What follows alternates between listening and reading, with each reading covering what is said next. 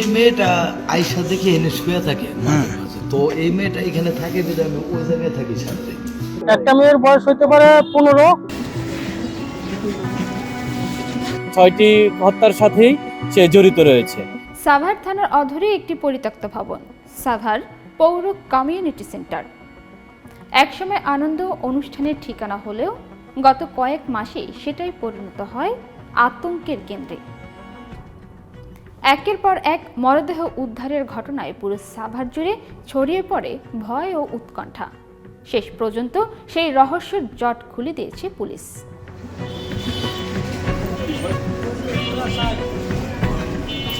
রোববার 18 জানুয়ারি দুপুরে কমিউনিটি সেন্টারের দ্বিতীয় তলা থেকে আগুনে পোড়া দুই নারীর মরদেহ উদ্ধারের পর তদন্তের গতি পায় পুলিশ। সিআইডির ক্রাইম সিন টিম মরদেহ দুটি উদ্ধার করে ময়না তদন্তের জন্য পাঠায়।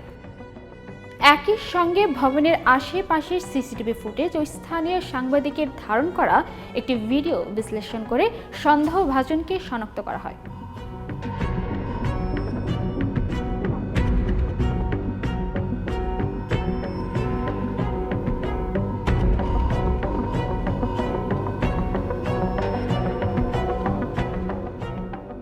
এরপর বিকেলে 3:30টার দিকে সাভার মডেল থানা পুলিশ আটক করে ভবঘুরে বেশি থাকা মশিউর রহমান খান সম্রাট ওরফে সাইকো সম্রাটকে।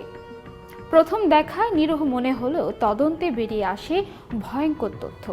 এই সম্রাটই একের পর এক হত্যাকাণ্ডের মূল হোতা। পুলিশ জানায় প্রাথমিক জিজ্ঞাসাবাদে সাভার পৌর কমিউনিটি সেন্টারের 5 জন এবং সাভার বাজার বাস স্ট্যান্ড এলাকায় আরও 1 জন সহ মোট 6 জনকে হত্যার কথা স্বীকার করেছে সে। 6 জনের মধ্যে 1 জনের পরিচয় নিশ্চিত করা হলেও বাকি 5 জন এখনও অজ্ঞাত। পরবর্তীতে একটা মামলা সাভার মডেল থানায় মামলা রুজু হয়।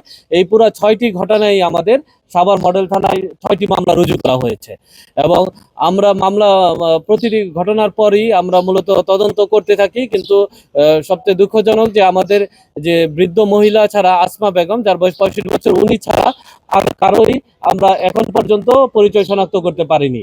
এবং পরিচয় শনাক্তের জন্য আমাদের যে ধরনের কার্যক্রম গ্রহণ করার কথা আমরা সকল ধরনের কার্যক্রম গ্রহণ করেছি, কিন্তু কেউ এভাবে আমরা এখনো সাড়া পাইনি।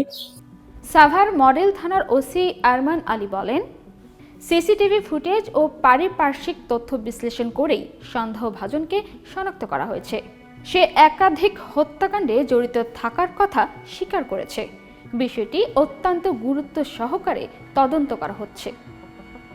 মৃতদেহ আমরা গত কয়েকদিনে উদ্ধার করেছি গত 5 মাসের মধ্যে, এবং এছাড়াও আমাদের মডেল মসজিদের সামনে একটা মৃতদেহ উদ্ধার হয়। এই 6টি ঘটনায় জড়িত এক ব্যক্তিকে আমরা ইতিমধ্যে আইনের আওতায় নিয়ে এসেছি।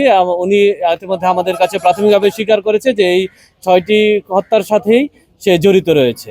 ঢাকা জেলার অতিরিক্ত পুলিশ সুপার আরাফাতুল ইসলাম জানান, সম্রাটকে 10 দিনের রিমান্ড চেয়ে আদালতে পাঠানো হয়েছে।